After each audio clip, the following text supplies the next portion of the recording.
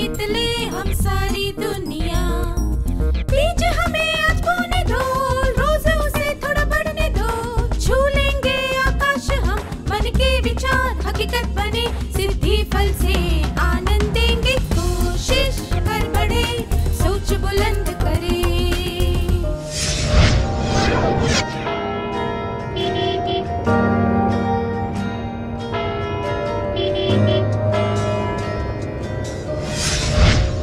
नमस्ते छात्रों, क्या आप सब मज़े में हैं? बहुत बढ़िया। आशा करता हूं कि आपको वो सत्र याद होगा जिसमें हमने कुछ हानिकारक भावनाओं के बारे में बात की थी। हमने एक गीत भी गाया था। क्या आपको वो गीत याद है? क्या हम वो गीत फिर से गाएं?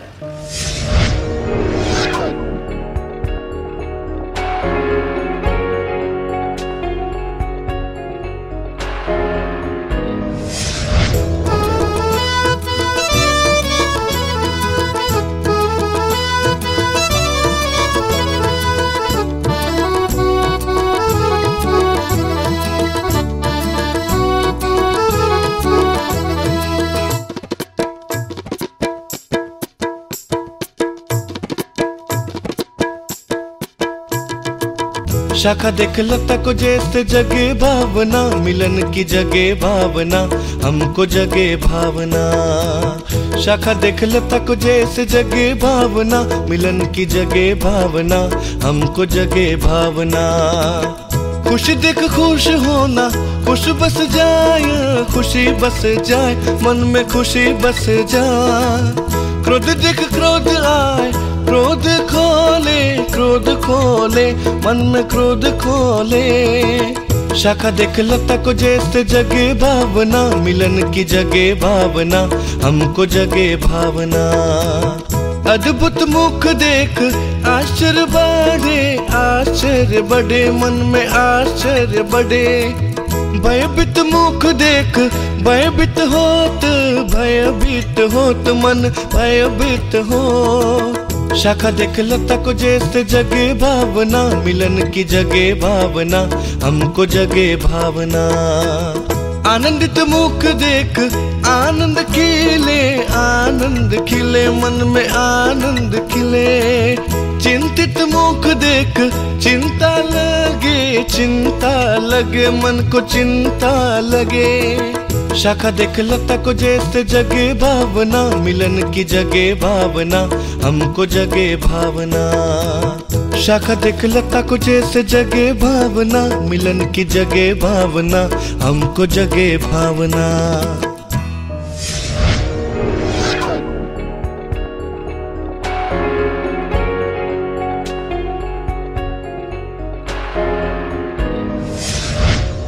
आप सबने बहुत अच्छी तरह गाया।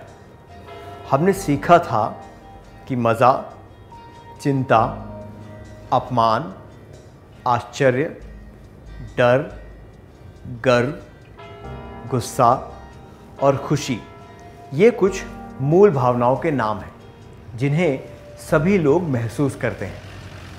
हमने ये भी सीखा था कि मज़ा, आश्चर्य, गर्व और खुशी सकारात्मक और अहानिकारक भावनाएं हैं। हमने ये भी देखा था कि गुस्सा, चिंता, अपमान और डर हमारे और दूसरों के लिए हानिकारक होते हैं। हम गुस्से और चिंता के बारे में पहले ही चर्चा कर चुके हैं। हमने ये भी देखा था कि ये भावनाएं कितनी हानिकारक होती हैं, हम इन्हें कैसे व्यक्त करते हैं और हमें इन भावनाओं को काबू में कैसे करना चाहिए। आज के सत्र में हम डर और अपमान के बारे में बात करेंगे। आइए पहले डर के बारे में बात करें। क्या आपको कभी डर लगा है? कई बार, है ना? कल्पना कीजिए कि आप सड़क पर चल रहे हैं, अचानक पीछे से आपको एक तेज आवाज सुनाई देती है। आप डर जाते हैं और मुड़कर देखते हैं। क्या दो छात्र स्वेच्छा से आकर इस दृश्य का अभिनय करके दिखाएंगे? एक छात्र को सड़क पर चलते हुए तेज आवाज सुनकर डर की भावना को दर्शाना है और दूसरे छात्र को पीछे खड़े होकर वो तेज आवाज करनी।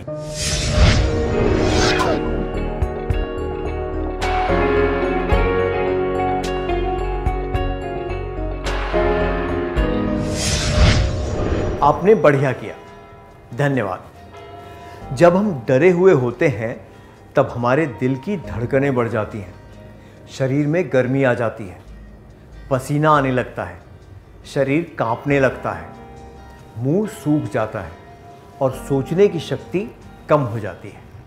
हम कोई गलत निर्णय ले लेते हैं या फिर कोई गलती कर बैठते हैं। इसकी वजह से हमें कष्ट होता है और दुख उठाना पड़ता है।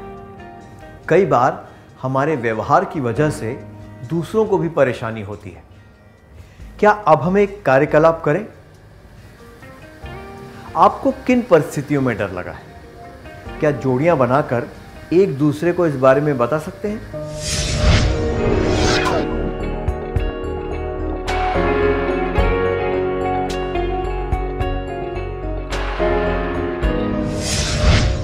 कई बार हमें इन परिस्थितियों में डर लगता है जब बहुत अंधेरा होता है, जब हम कोई जहरीली चीज या जानवर देखते हैं, जब हम बहुत ऊंचाई पर होते हैं, जब हम कोई गलती करते हैं। क्या आपने कभी सोचा है कि हमें इन परिस्थितियों में डर क्यों लगता है?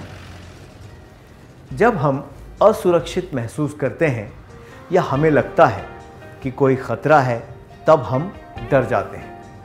हम अंधेरे में डर जाते हैं क्योंकि हमें लगता है कि अंधेरे में कोई व्यक्ति या वस्तु हमें हानि पहुंचा सकती है। इसी वजह से हम जहरीली चीज़ों या जानवरों से भी डरते हैं। हम ऊंचाई से डरते हैं क्योंकि हमें ये लगता है कि हम अपना संतुलन खो देंगे और नीचे गिर जाएंगे। हम गलती करने के बाद डर जाते हैं क्योंकि हमें लगता है कि हमारी गलती पकड़ी जाएगी या हमें सज़ा मिलेगी या फिर लोग हमें बुरा समझेंगे। अब डर का सामना कैसे करते हैं? आपने अपने दोस्त को बताया था कि आपको किन बातों से डर लगता है। क्या अब आप में से कुछ छात्र कक्षा के सामने बताएंगे कि आपने उस डर का सामना कैसे किया था?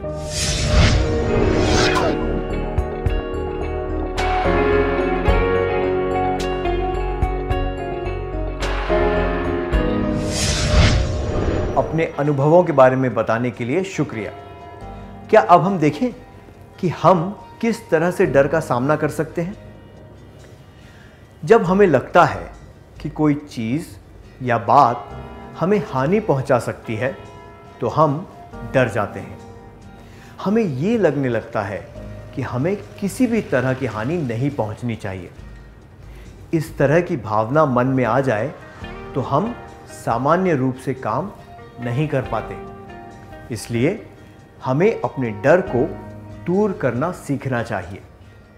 हमें खुद को संभालते हुए परिस्थिति को समझना चाहिए और उसके अनुसार कोई उचित कदम लेना चाहिए। उदाहरण के लिए, जब आपके हाथ में लालटेन या टॉर्च हो तो आपको अंधेरे में डर नहीं लगता। गाना गाने या सुनने से अकेलापन कम हो जाता है। जहाँ तक गलती पकड़े जाने का सवाल है, हम चाहे जितनी भी कोशिश कर लें, वो एक दिन सामने आ ही जाती है। गलती छुपाने से केवल परेशानी बढ़ती है। हमारे मन में हमेशा ये डर बना रहता है कि हम पकड़े जाएंगे, पर गलती मान लेने से डर चला जाता है। आपको जिन परिस्थितियों में डर लगता है, उनका सामना आप कैसे करेंगे?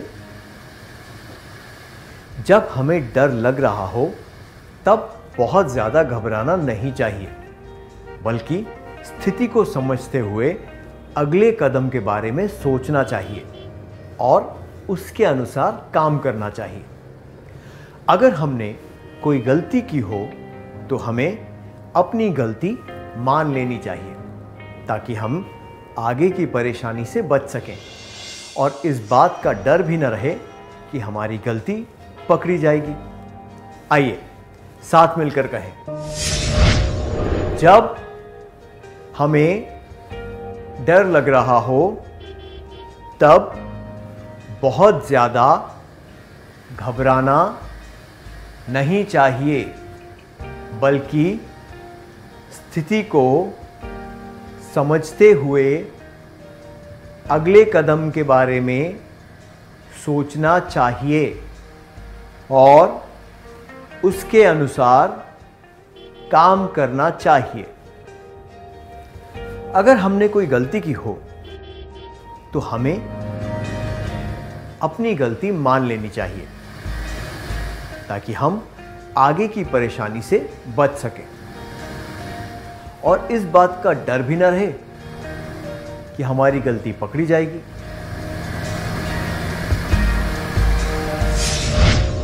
हमने देखा कि किन परिस्थितियों में हमें डर लगता है। अब हम देखेंगे कि कोई हमें डराए तो हमें क्या करना चाहिए। क्या किसी ने आपको कभी डराया या धमकाया है? कभी तो ऐसा हुआ ही होगा, है ना? धमकियां दो तरह की होती हैं। आइए हम ये समझने के लिए एक परिस्थिति पर ध्यान दें। आप स्कूल देर से पहुंचे हैं। आपके शिक्षक ने आपको धमकाया है कि वो आपको सजा देंगे। आप क्या करेंगे? एक, मैं माफ़ी मांगूंगा या मांगूंगी और यह निश्चय कर लूंगा या कर लूंगी कि अब से स्कूल देर से नहीं आना है। दो, मैं घर वापस चली जाऊंगी या चला जाऊंगा और स्कूल जाना बंद कर दूंगी या बंद कर दूंगा। तीन, मैं रोकर तमाशा खड़ा कर दूंगा या खड़ा कर दूंगी। मैं घर वापस चला जाऊंगा या चली जाऊंगी और स्कूल जाना बंद कर दूंगा या कर दूंगी, और मैं रोकर तमाशा खड़ा कर दूंगी या खड़ा कर दूंगा। ये दोनों जवाब उचित नहीं है। ये दर्शाते हैं कि आपने शिक्षक के इरादों को समझने की कोशिश नहीं की। आपके शिक्षक चाहते हैं कि आप समय का पालन करें, इसलिए उनकी धमकी में आपकी भलाई छुपी है। उचित जवाब है कि मैं माफ़ी मांगूंगा या माफ़ी मांगूंगी और यह निश्चय कर लूँगा या कर लूँगी कि अब से स्कूल देर से नहीं आना है, क्योंकि इससे पता चलता है कि आप शिक्षक की धमकी का सही अर्थ समझ गए हैं।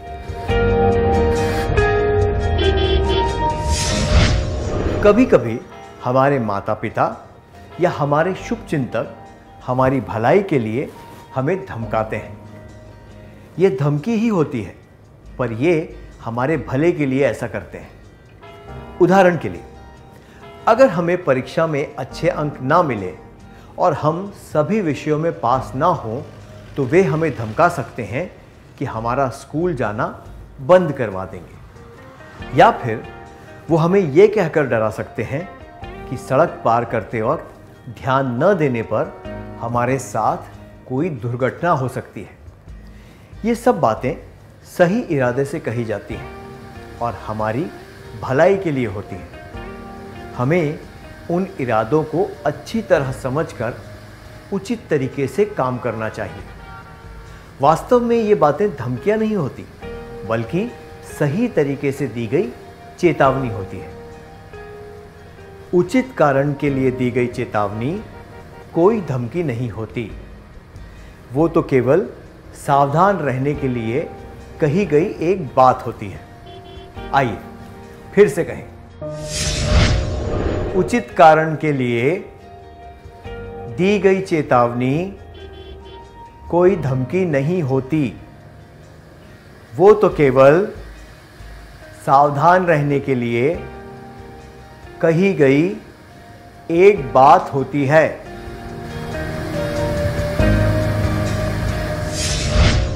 दूसरी तरह की धमकी हानि पहुंचाने के इरादे से दे दी जाती है। उदाहरण के लिए, अगर कोई कहे कि अगर तुमने ये बात किसी को बताई तो तुम्हारी खैर नहीं, तो ये बात तुरंत किसी ऐसे व्यक्ति को बतानी चाहिए जिस पर आप विश्वास करते हो। इसलिए जब कोई हमें हानि पहुंचाने वाली धमकी दे तो ये बात तुरंत किसी ऐसे व्यक्ति को बतानी चाहिए जिस पर हम विश्वास करते हों। आइए फिर से कहें, जब कोई हमें हानि पहुंचाने वाली धमकी दे तो ये बात तुरंत किसी ऐसे व्यक्ति को बतानी चाहिए जिस पर हम विश्वास करते हों। क्या कभी कभी डर जरूरी होता है या फिर हमें किसी भी बात का डर नहीं होना चाहिए? कुछ बातों में डर जरूरी होता है। किसी आपत्तिजनक या असामाजिक काम के संदर्भ में डर जरूरी होता है, जैसे कि झूठ बोलना, चोरी करना, बेईमानी करना इत्यादि। क्या हम अगली भावना के बारे में जानें जिस पर हमें ध्यान देने की जरूरत है? जब कोई व्यक्ति ऐसा कुछ कहता या करता है जिससे हमारे आत्मसम्मान को ठेस पहुंचे तो हम अपमानित महसूस करते हैं। उदाहरण के लिए, अगर आपके शिक्षक को आपको क्लास के बाकी छात्रों के सामने डांट दें और सारे छात्र आप पर हंसने लगें तो आप अपमानित महसूस करते हैं। जब हमें अपमानित किया जाता है तो हम अपने आप को तुच्छ महसूस करने लगते हैं। हमारा आत्मविश्वास कम हो जाता है, हमारा काम बेअसर हो जाता है, हमारी कोशिशें कम हो जाती हैं और विकास में बाधा पड़ जाती है। ये बातें उन सभी के लिए सत्य हैं जिन्हें अपमान सहना पड़ा हो। क्या अब हम एक कार्यकलाप करें? मैं चाहता हूं कि आप सब जोड़ियां बनाकर बैठें। क्या आप सब फटाफट अपने दोस्त के पास जाकर बैठ सकते हैं? अब एक दूसरे को ऐसे अनुभव के बारे में बताना है जब आपका अपमान हुआ था। आपका साथी आपसे नजरें मिलाते हुए आपकी बातें ध्यान से सुनेगा। जब आपकी बातें पूरी हो जाएं, तब आपको अपने साथी के अनुभवों के बारे में ध्यान से सुनना होगा।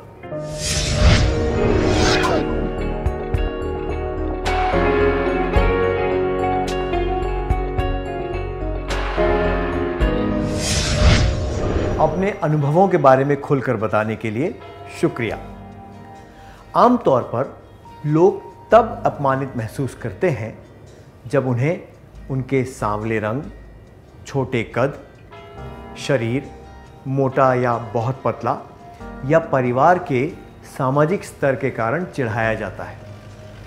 जब किसी को सबके सामने डांटा या पीटा जाता है तब वे अपमानित महसूस करते हैं। भारत जैसे देश में सांवला रंग और छोटा कद होना आम बात है। उसी तरह छोटा कद, पतलापन या मोटापा खानदानी हो सकता है। इनके आधार पर किसी को तुच्छ समझना और चिढ़ाना ठीक नहीं होता। सब लोगों के परिवार का सामाजिक स्तर एक जैसा नहीं होता।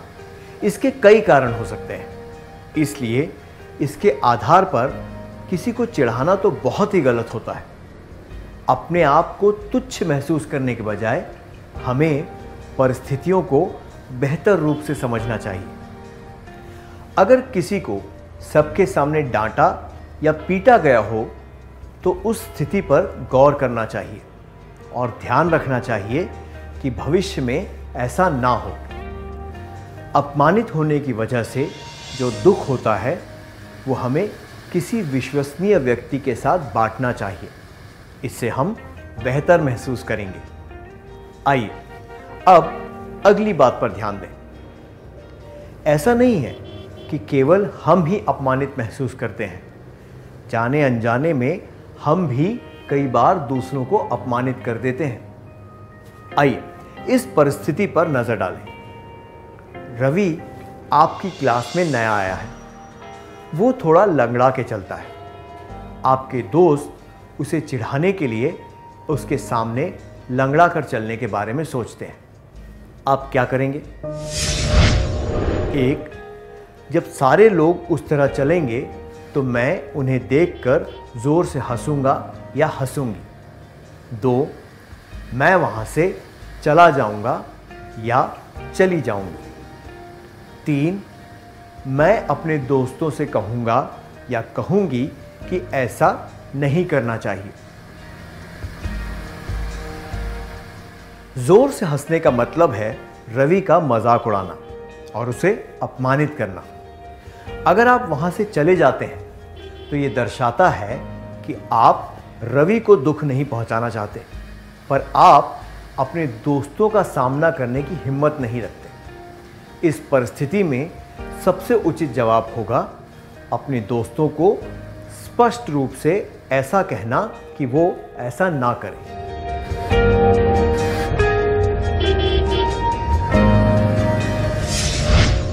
क्या अब हम एक कार्यकलाप करें? क्या आप अपने करीबी दोस्त को किसी ऐसी घटना के बारे में बताएंगे जब आपने किसी का अपमान किया हो? जब आप बात करें तब आपके दोस्त को आपसे नजरें मिलाते हुए ध्यान से आपकी बात सुननी है। फिर जब आपका दोस्त बात करे तब आप भी उसकी बात ध्यान से सुनेंगे।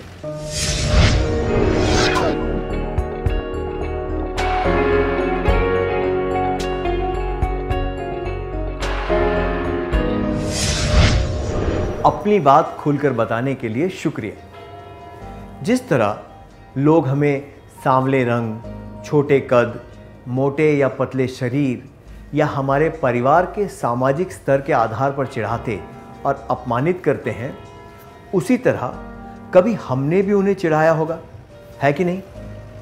हमने गुस्से में आकर या बिना सोचे समझे ऐसा कर दिया होगा। पर किसी को चिढ़ाना कोई मजाक की बात नहीं होती। खेल और मजाक खुशी के लिए होने चाहिए, किसी को दुख पहुंचाने के लिए नहीं। उसी तरह गुस्सा करने का एक सही ढंग होना चाहिए। हमें सामने वाले व्यक्ति को ये बताना चाहिए कि हमारे गुस्से का कारण क्या है और ये ध्यान रखना चाहिए कि हम उसे ठेस ना पहुंचाएं। अगर हमारी बात से किसी को ठेस पहुंचती है तो फिर गुस्से का कारण बताने का कोई मतलब नहीं रह जाता। ठेस पहुंचाने वाली बात कहने से उस व्यक्ति को मानसिक पीड़ा पहुंच सकती है। इसलिए हमें खुद को तुच्छ या किसी से कम नहीं समझना चाहिए, ना ही हमें ऐसा कोई काम करना चाहिए जिससे दूसरों का अपमान हो। आइए फिर से कहें, हमें खुद को तुच्छ या किसी से कम नहीं समझना चाहिए, ना ही हमें ऐसा कोई काम करना चाहिए जिससे दूसरों का अपमान हो। क्या अब हम अगला कार्यकलाप करें?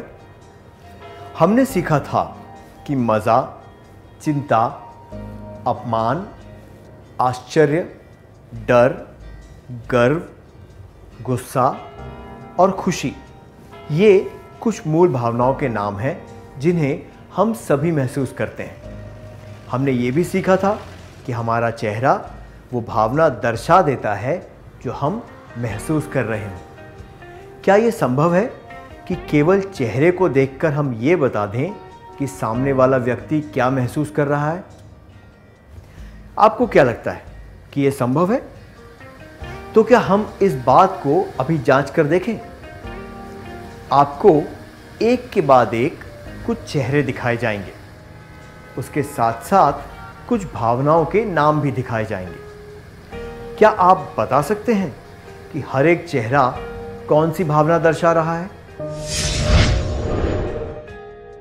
मजा, चिंता, अपमान,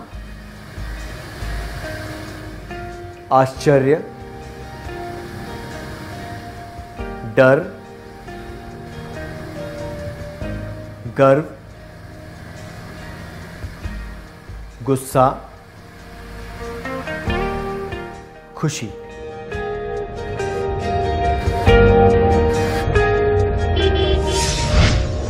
शाबाश।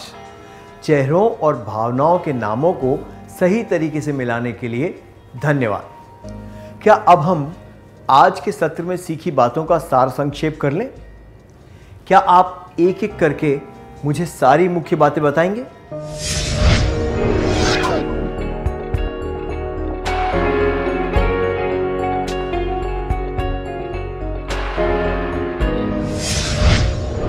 जब हमें डर लग रहा हो तब बहुत ज़्यादा घबराना नहीं चाहिए, बल्कि स्थिति को समझते हुए अगले कदम के बारे में सोचना चाहिए और उसके अनुसार काम करना चाहिए। तो हमें अपनी गलती मान लेनी चाहिए ताकि हम आगे की परेशानी से बच सकें। उचित कारण के लिए दी गई चेतावनी कोई धमकी नहीं होती, वो तो केवल सावधान रहने के लिए कही गई एक बात होती है। जब कोई हमें हानि पहुंचाने वाली धमकी दे तो ये बात तुरंत किसी ऐसे व्यक्ति को बतानी चाहिए जिस पर हम विश्वास करते हों। हमें खुद को तुच्छ या किसी से कम नहीं समझना चाहिए, ना ही हमें ऐसा कोई काम करना चाहिए जिससे दूसरों का अपमान हो। बहुत बढ़िया। क्या अब हम कुछ गृह कार्य लिख लें ताकि हमें ये बातें हमेशा याद रहें?